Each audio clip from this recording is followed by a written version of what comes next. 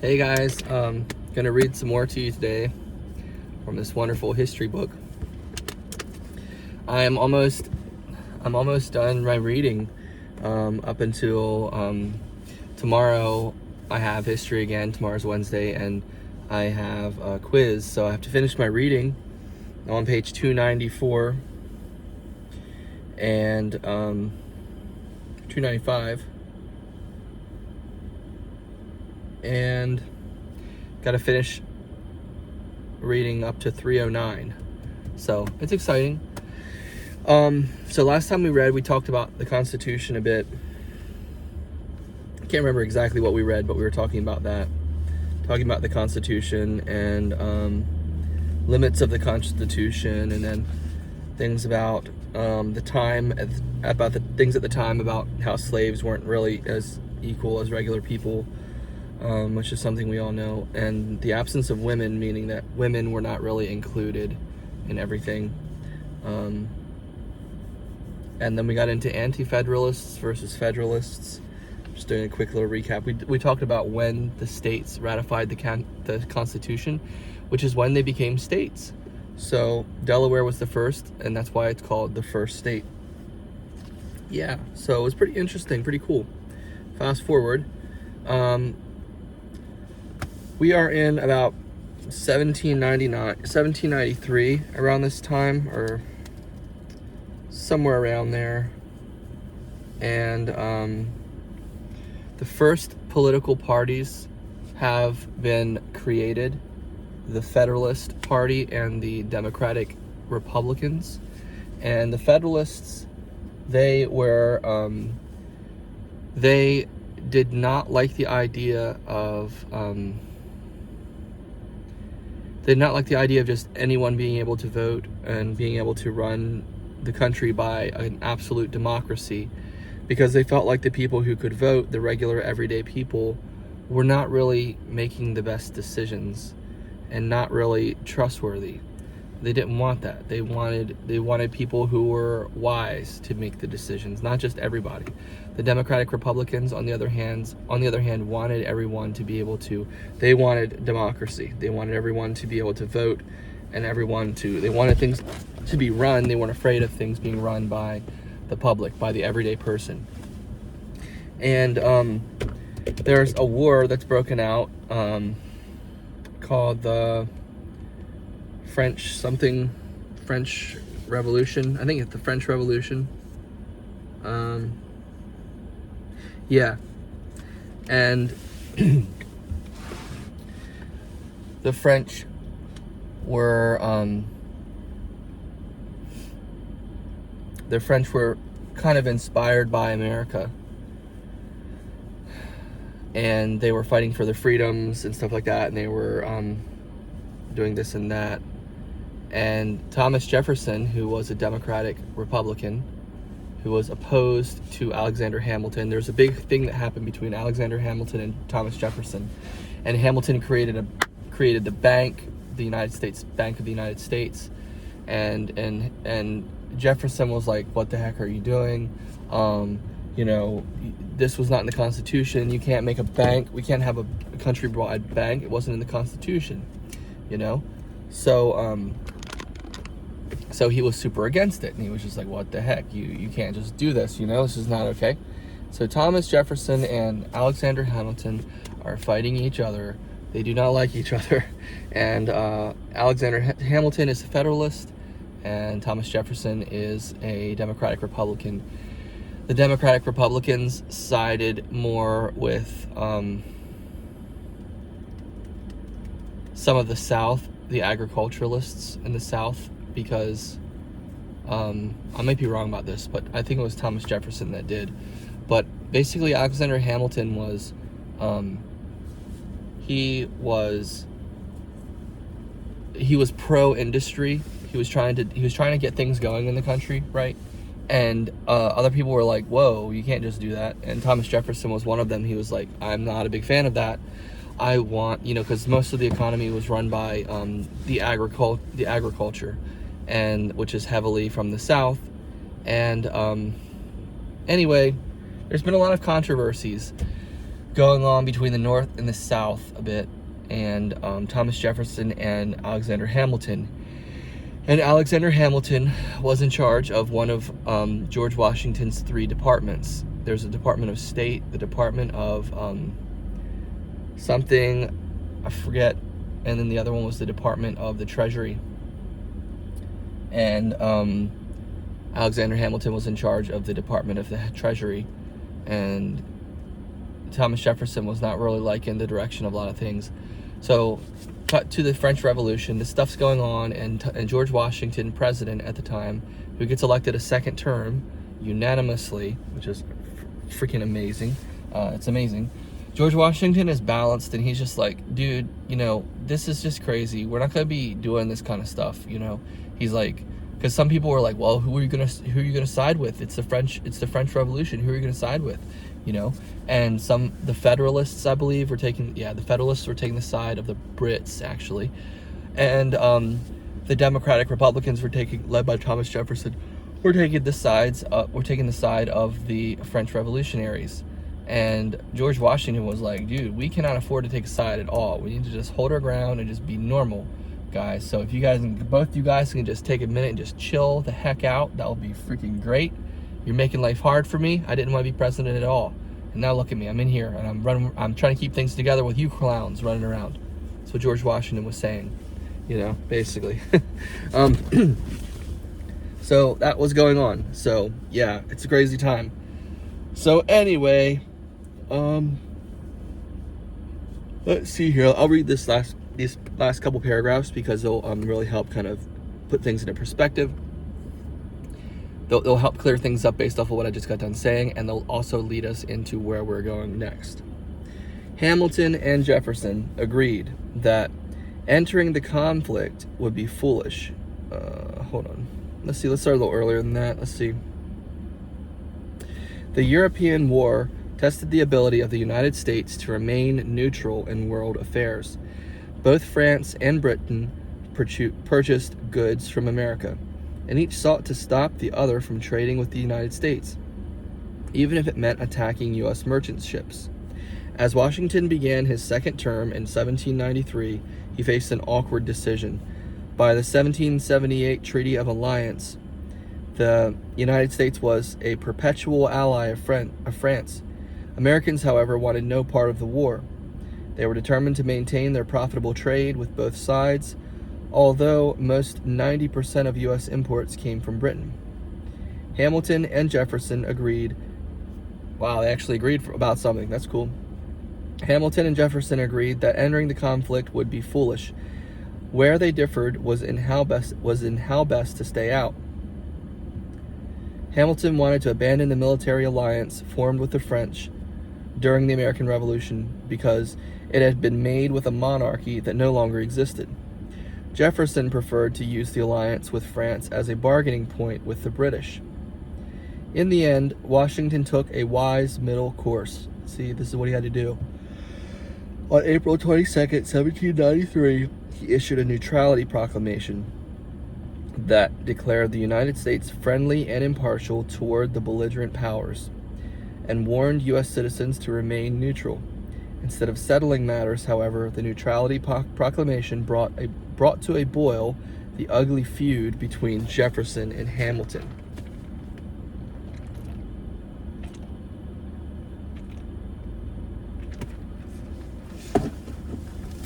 Jefferson dashed off an angry letter. The way this is written, it says Jefferson dashed off. I thought it was going to say Jefferson dashed off Hamilton's ear. I was like, oh my gosh. When you start to say dashed off like that, that's what I started thinking. Something got dashed off of somebody. It's just like dashing off of a leg, you know? Anyway, yeah, I'm glad it's not that violent. Jefferson dashed off an angry letter to James Madison, urging James Madison and Jefferson were both friends, urging his friend to take up his pen and cut Hamilton to pieces in the newspapers. So see, we got this conflict here. We've got conflict between the founding fathers. It's not something we always like to hear, you know. This is history. This happened. Okay, Citizen Genet. At the same time that President Washington issued the Neutrality Proclamation, he accepted Jefferson's argument that the United States should officially recognize the French Revolutionary Government and welcome its ambassador to the United States, the cocky 29-year-old Edmond Charles Genet. Okay, this is the ambassador from the French Revolutionary Government. In April 1793, Citizen Genet, as he became known, landed at Charleston, South Carolina. He then openly violated U.S. neutrality by recruiting 4 American privateers, privately owned warships, to capture English and Spanish merchant vessels. All right, homie is breaking the rules. He's revolutionary after all, but still. Look, man, look, okay? Don't break the rules. There's rules, okay? Don't break them. Just keep it simple, okay? Just don't break the rules. We get it. You're revolutionary, and you got all this kind of flamboyance about you, and you just can't help but take over people's warships. Just chill, man. Just take a break and chill. Genet? After 5 weeks in South Carolina, Genet traveled to Philadelphia, where his efforts to draw America into the war on France's side embarrassed his friends in the Republican Party. When Genet threatened to go around President Washington and appeal directly to the American people, even Jefferson disavowed the French monkey. This is hilarious. I love it. This is so funny. Look at his picture. Sorry, Genet. I'm not trying to make you look like a bad dude, but come on, man. They're calling you the French monkey. He's the guy. That's him right there. Oh man, it's horrible. It's brutal. French monkey. That's hard to live down, right? In August 1793, Washington, at Hamilton's urging, demanded that the French government replace Genet. He's like, dog, this ain't working. Get him out of here. Get him out of here. He's a joke. They're calling him the French monkey. Come on. What more can I say? The growing excesses of the radicals in France were quickly cooling U.S. support for the revolution. The growing excesses of the radicals in France were quickly cooling U.S. support for the revolution.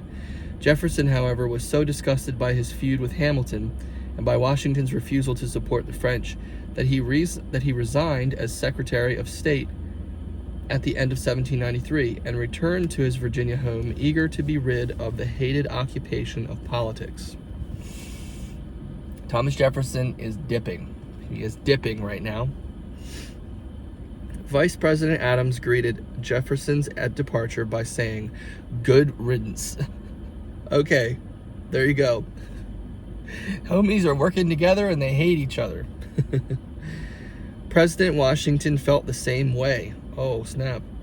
He never forgave Jefferson and Madison for organizing Democratic-Republican clubs to oppose his policies. Wow. After accepting Jefferson's resignation, Washington never spoke to him again. Woo! Woo-hoo. That is crazy. Oh my gosh, this is so crazy. George Washington's a savage. He's just like, I'm silent over here. You clowns, you've been acting a fool. I'm gonna let you walk right on out, and I ain't ever gonna talk to you again. You can see your way out of here, because this is an A&B conversation. Frontier tensions. Okay, more things going on here. Frontier tensions. It's getting a little warm in here. Hope you can hear me okay. Gotta get some air going in here, though. Okay. So, sorry about the sound, but listen up, folks. Sorry. Frontier tensions. Meanwhile, new conflicts erupted in the Ohio River Valley between settlers and Native Americans. So, as if all the other stuff wasn't enough, we have to have other things going on as well at the same time. Okay. In the fall of 1793, General Mad Anthony Wayne,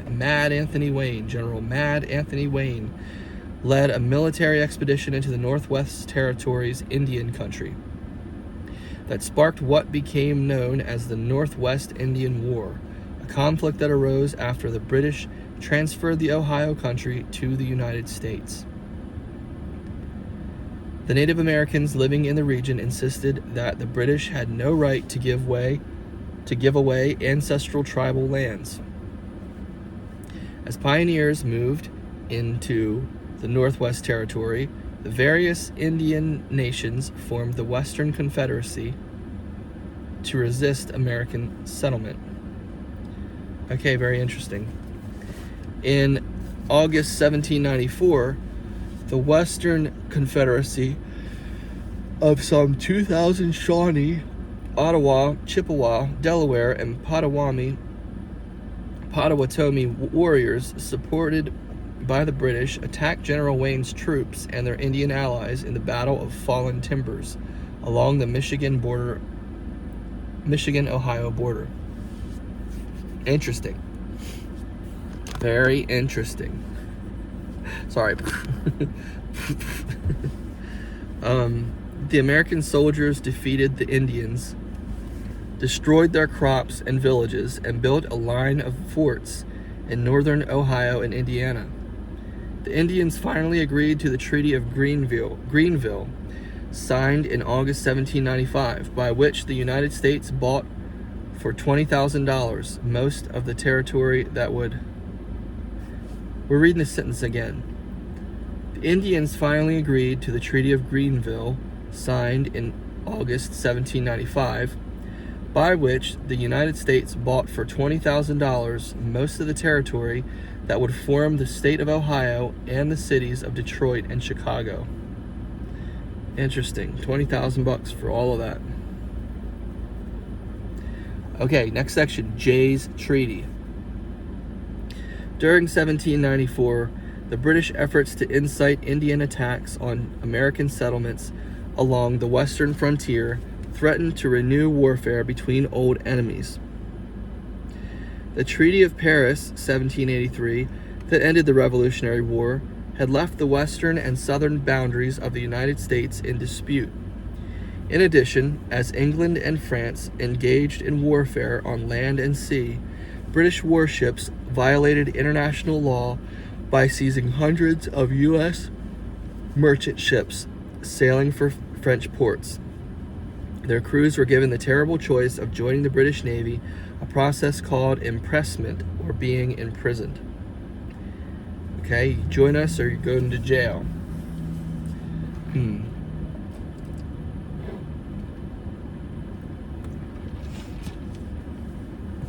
I love history. Also love learning. On April 16th, 1794, President Washington sent John Jay, who's a good dude, to London to settle the major issues between the two nations. Jay agreed to the British demand that America not sell products to France for the construction of warships. Britain also gained trading advantages. The British refused, however, to stop intercepting American merchant ships and impressing their sailors, which meant recruiting them. Finally, Jay conceded that the British need not compensate U.S. citizens for the enslaved African Americans who had escaped to the safety of British armies during the Revolutionary War. In return for such concessions, Jay won 3 important promises. The British would, 1, evacuate their 6 forts along the northwest frontier by 1796. That's pretty daggone good. 2, reimburse Americans for the seizures of ships and cargo in 1793 and 1794. It's pretty dang awesome too. And 3, grant U.S. merchants a limited right to trade again with the island colonies of the British West Indies. I'd say that's probably the biggest one. Maybe. When the terms of Jay's treaty were disclosed, many Americans, especially Republicans, were outraged. In Philadelphia, an angry crowd burned a copy of the treaty and an effigy of John Jay, shouting, "Kick this damn treaty to hell." This is a school book. You're not supposed to be cussing, okay? In New York City, Alexander Hamilton was pelted with rocks when he tried to defend the treaty. Even President Washington could not avoid abuse. "To follow Washington now is to be a Tory," wrote a newspaper editor, and to deserve tar and feathers. The criticism stunned the president. This is pretty crazy. I'm wondering, I guess I'm just not understanding here. But it seems a little crazy that they're so angry. I'm not sure why they're so angry. So sorry about this, guys, but we're gonna go back and reread this. I definitely did not get it. During 1794, the British efforts to incite Indian attacks on American settlements along the western frontier threatened to renew warfare between the old enemies. The Treaty of Paris, 1783, that ended the Revolutionary War, had left the western and southern boundaries of the United States in dispute. In addition, as England and France engaged in warfare on land and sea, British warships violated international law by seizing hundreds of U.S. merchant ships sailing for French ports. Their crews were given the terrible choice of joining the British Navy, a process called impressment, or being imprisoned. On April 16, 1794, President Washington sent John Jay to London to settle the major issues between the two nations. A diplomat, that's good.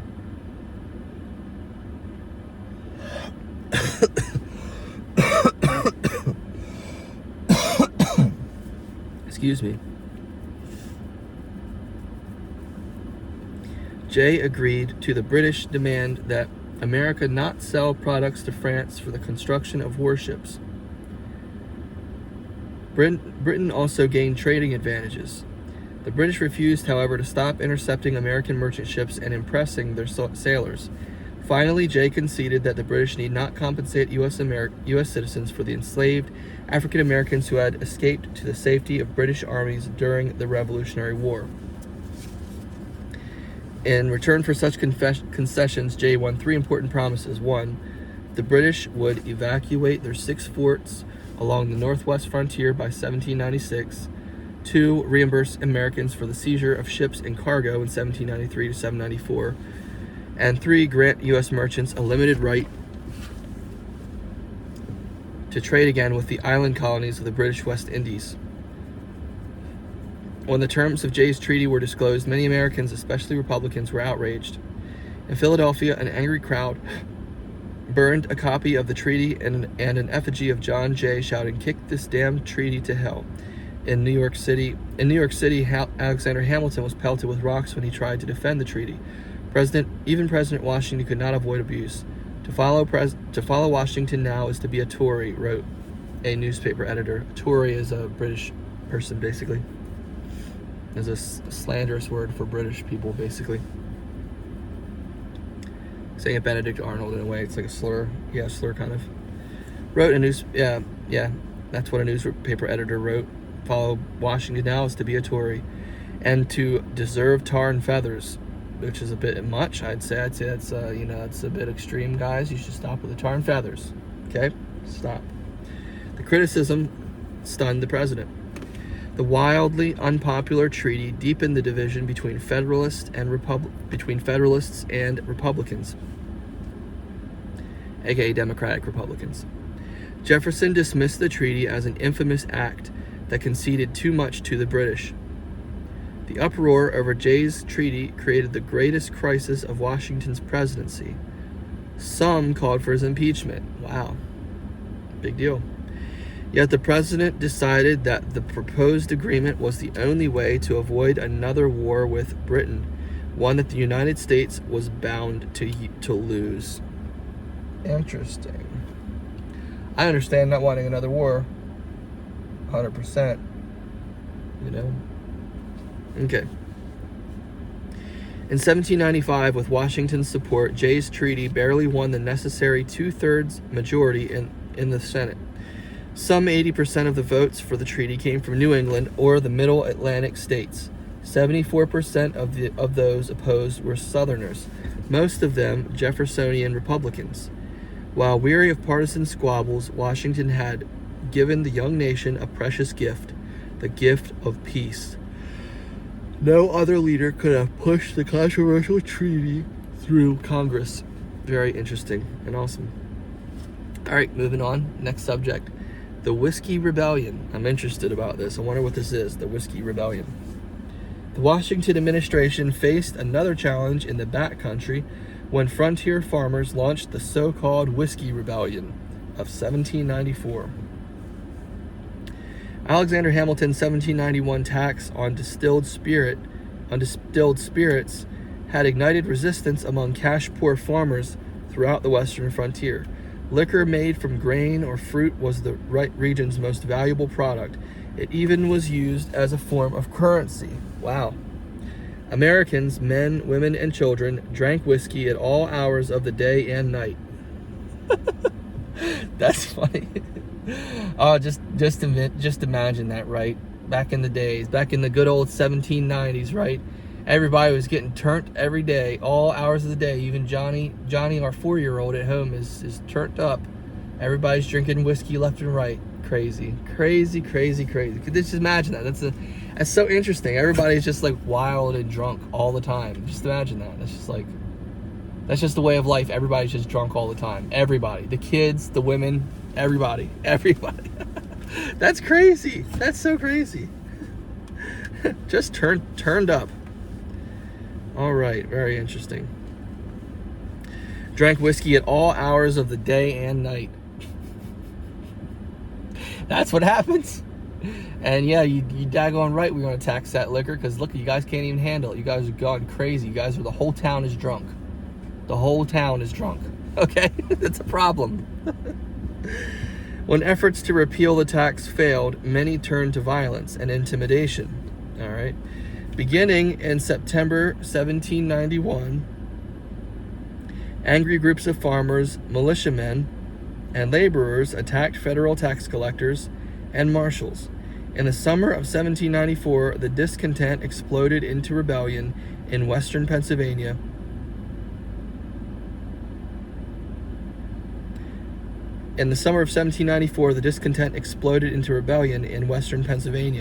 Home to a fourth of the nation's whiskey stills.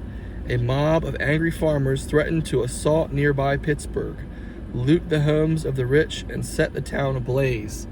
Dang. So, so in hockey, there's a big rivalry between Pittsburgh and Philadelphia. The Philadelphia Flyers and the Pittsburgh Penguins. Flyers hate the Penguins, Penguins hate the Flyers. Do you think there's some historicity that has to do with that? They were basically in Philadelphia. Oh, no, they weren't. They weren't in Philadelphia. They were just in Pennsylvania, western Pennsylvania. Okay. Never mind about that. A mob of angry farmers threatened to assault nearby Pittsburgh, loot the homes of the rich, and set the town ablaze. See, these people were so crazy and drunk, they just couldn't help but do stuff like that. The Whiskey Rebellion was the first great domestic... That's probably such a horrible telling of history right there. The Whiskey Rebellion was the first great domestic challenge to the federal government, and George Washington responded decisively. Oh snap, George Washington is making moves. He's getting ready to do something. He launched a war against all of them. No, just kidding. At Hamilton's urging... Okay, he's got Hamilton's support. All right. Jefferson ain't gonna like this. I already know that.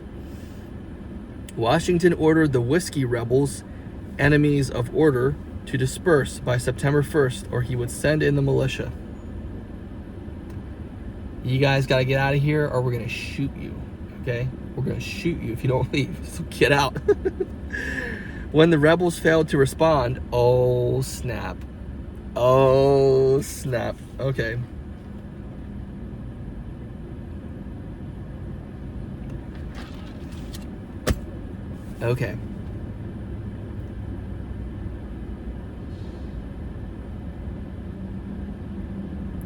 When the rebels failed to respond, 13,000 militiamen began marching to western Pennsylvania. 13,000 militiamen. 13,000 marching. 13,000 militiamen began marching to western Pennsylvania. Washington donned his military uniform.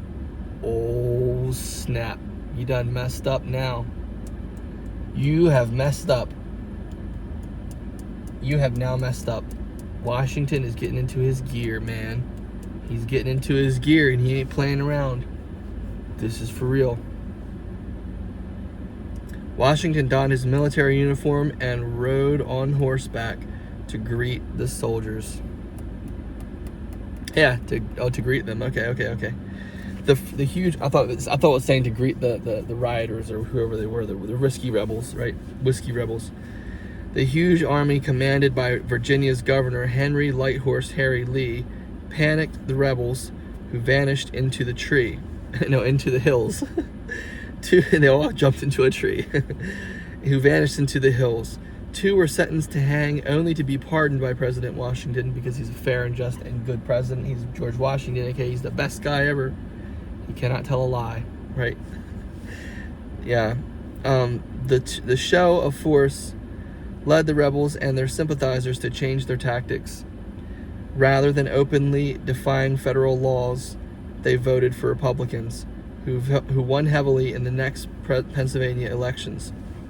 Rather than openly defying federal laws. That's interesting. That's interesting. So they stopped rioting and they started voting. Very interesting.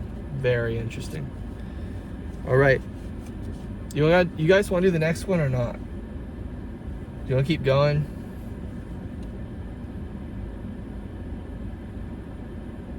We're going to keep going. Pinckney's Treaty. Okay. While events were unfolding in Pennsylvania, the Spanish began negotiations over control of the Mississippi River and disputed the northern boundary of their Florida colony. The United States negotiator Thomas Pinckney pulled off a diplomatic triumph, okay, this sounds awesome, in 1795, when he convinced the Spanish to accept a southern American boundary in West Florida, along the northern coast of the Gulf of Mexico. Current boundary between Florida and Georgia. A key achievement was the Spanish agreement to again allow Americans to ship goods, grains, and livestock down the Mississippi River to Spanish-controlled New Orleans. Senate ratification of Pinckney's Treaty, also called the Treaty of San Lorenzo, came quickly for Westerners who were eager to transport their crops and livestock to New Orleans. All right, this is cool. So we're getting some more area from Spain, claiming it back, and it's becoming America now, or it's becoming U.S. territory, basically. All right, Western Settlement and the Wilderness Road. The treaties signed by John Jay and Thomas Pinckney spurred a new wave of settlers into the Western territories. Their lust for land aroused a raging debate in Congress over what the federal government should do with the vast areas it had acquired or taken from the British, the Spanish, and the Native Americans. Got all this new land now, basically. Land policy. Federalists wanted the government to charge high prices for Western lands to keep the East from losing both political influence and a labor force important to the growth of manufactures. They also preferred that government-owned lands to be sold in large parcels to speculators, rather than in small plots to settlers. Thomas Jefferson and James Madison were reluctantly prepared to go along with these policies for the sake of reducing the national debt. But Jefferson preferred that government-owned land be sold to small farmers rather than speculators. Jefferson's always on the other side, man. He's always on, man, come on, man. For the time being, the Federalists prevailed. With the Land Act of 1796, Congress doubled the price of federal land and required that much of it be sold in 640-acre sections, making the minimum cost well beyond the means of ordinary settlers. Criticism of the policies led to the Land Act of 1800, which reduced the We're into the 1800s, yeah. Which reduced the minimum parcel to 320 acres and spread payments over 4 years. That's good. The Wilderness Road. The lore of Western lands led thousands of settlers to follow Pathfinder Daniel Boone into the territory known as Kentucky, or Kaintuck, from The Cherokee Kentucky Great Meadow is what Kentucky means. In the late 18th century, the Indian held lands in Kentucky were a farmer's dream and a hunter's paradise, with their fertile soil, bluegrass meadows, abundant forests, and countless buffalo, deer, and wild turkeys.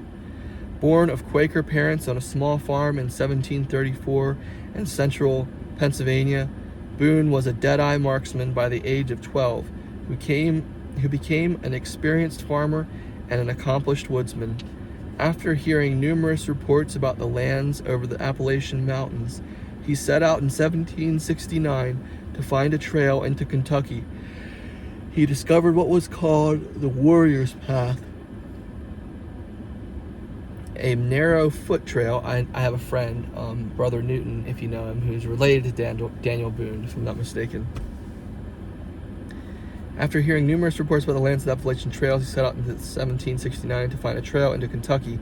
He discovered what was called the Warrior's Path, a narrow foot trail that buffalo, deer, and Native Americans had worn along the steep ridges for centuries. In 1773, Boone led a group of white settlers into Kentucky, including his wife Rebecca and 8 children. However, they were forced to abandon their migration after his eldest son was captured, tortured, and killed by Indians.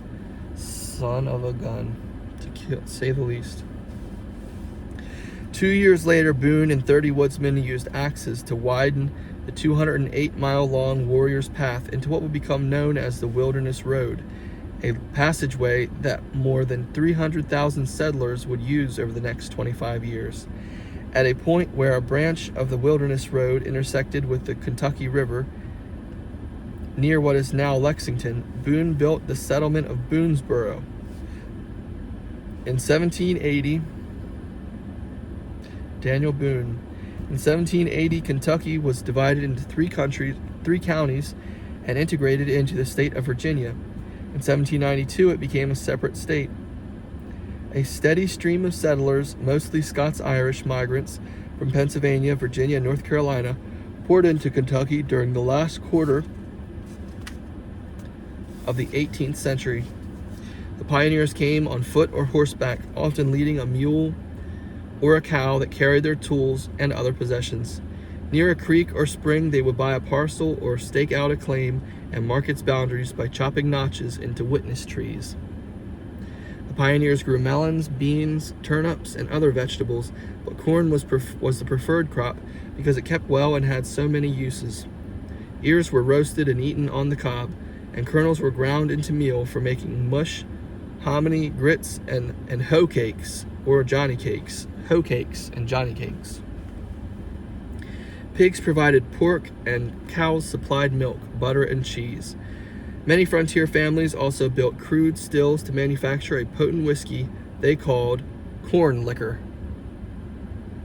But the way they spelled it is L-I-K-K-E-R. Corn liquor. We're making some corn liquor out here. Can you say moonshine? You know? This is just funny. Funny. Very interesting and funny. Oh man, we got some changes coming along here. Should we keep reading? I think we should probably... I'm gonna keep reading anyway because it's too good to stop. Transfer of power. Getting back into the presidency here. In 1796, President George Washington decided that 2 terms in office were enough. He was eager to retire to Mount Vernon. He would leave behind a formidable record of achievement, including the organization of a new national government, a prosperous economy, the recovery of territory from Britain and Spain. Dang, George Washington was the man, okay? He was just the man.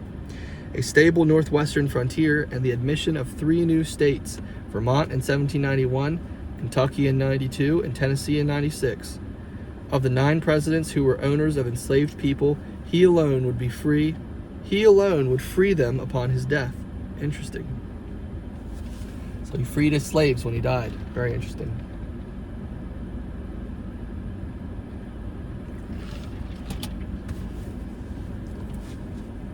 Washington's farewell. On September 17, 1796, Washington delivered a farewell address in which he criticized the rising spirit of political partisanship. and which is great, and the emergence of political parties. They endangered the republic, which is true. They endangered the republic, he felt, because they pursued the narrow interests of minorities rather than the good of the nation. This is what I'm talking about. In foreign relations, Washington advised the United States should stay away from Europe's quarrels by avoiding permanent alliances with any portion of the foreign world. His warning should serve as a fundamental principle in U.S. foreign policy until the early 20th century. All right, I'm gonna cut it short here. I mean, we'll end it. It's 40 minutes long, so hey, we're done. We're done for this section. But you know what? I'm making another video right after this one, and I'm gonna finish up the chapter because I just want to get done with this, and it's nice. So anyway.